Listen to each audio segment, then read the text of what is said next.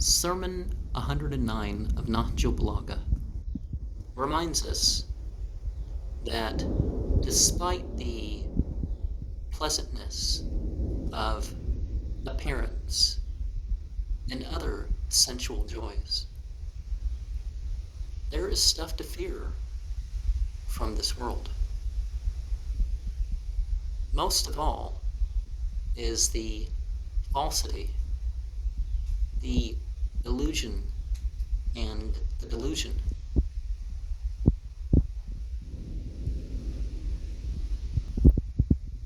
The fact that what's nice about it is limited.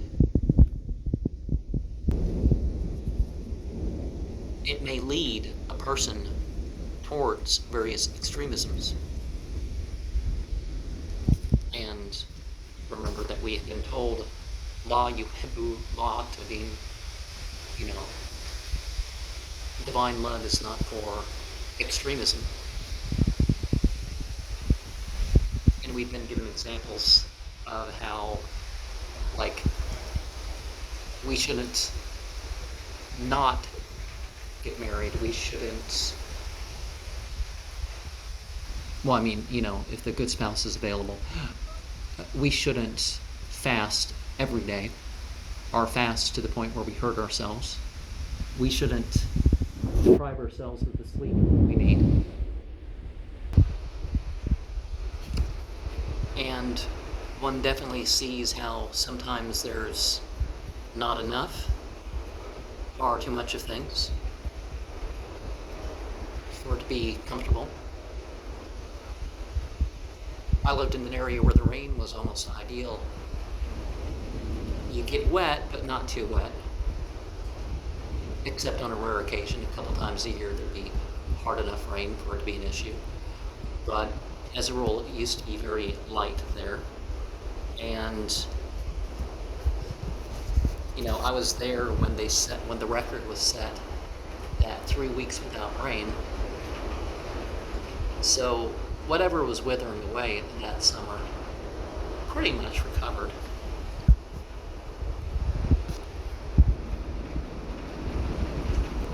So in terms of this world, let's find what is to our safety, or which provides our needs, or is of use to spread the good works. Yamanadwi samakataya sejelil kutube kamabadana awwala qalqin nuiduhu wadanna lina inna kuna fa'ilin.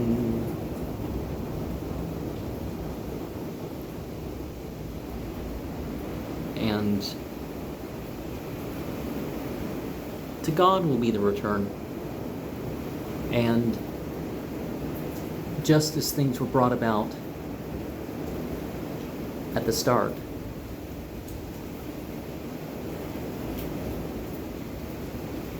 the promise of God will be fulfilled.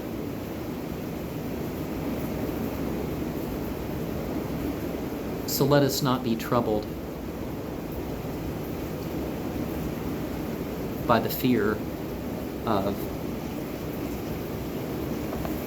others being upon the wrong.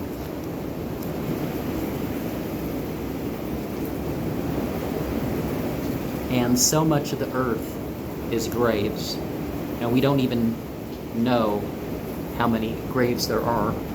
It's like it's thought that some people think that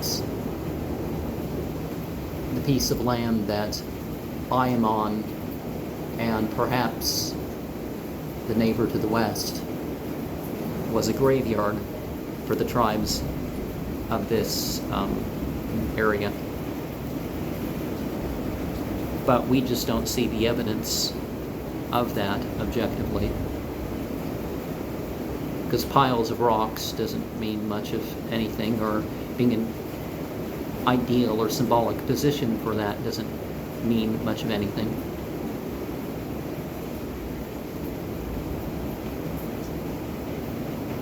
And if you focus on the attention of the world or the news of the world for itself, you know, it will definitely trample you down a touch. To tie into the sayings of last time, our focus is on perfection. And that's what we should be trying towards. And if we work on perfection of character, then true progress will be made in society. Like the development doesn't require depopulation or any of the other stuff that people say is required that violates morality or belief or something. If we work on what is best of character, then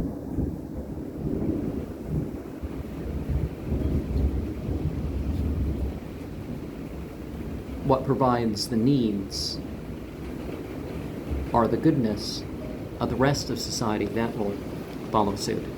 So saying 168 reminds us that Judgment Day is near. Now, in a way, our Judgment Day starts at our death. And those that are with us here, well, there's always limits to that.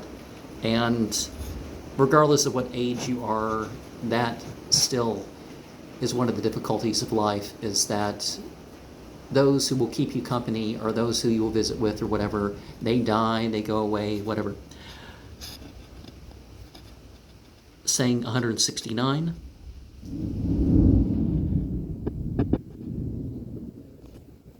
Reminds us that the dawning has already occurred. And I presume this refers to sort of the same thing as the last time, is that we are in the end of times. So if you're perceptive, you will notice these things. Saying 170 reminds us that it's better to avoid what you shouldn't do than to work on making up for it, because certainly that becomes easier. There was a song that I've listened to that came out when I was a kid, or maybe it came out a little before I was born or something. It was one of those groups that was around for more than a decade. I'm not sure how long, I think a couple decades. Anyways, they said, it's better to regret something you have done than something you haven't done. And it's like, no, that's as a maxim, you can't say either one, but, if it's wrong, don't do it. Because the example they give in the song is, of course, something wrong. Well, not of course, but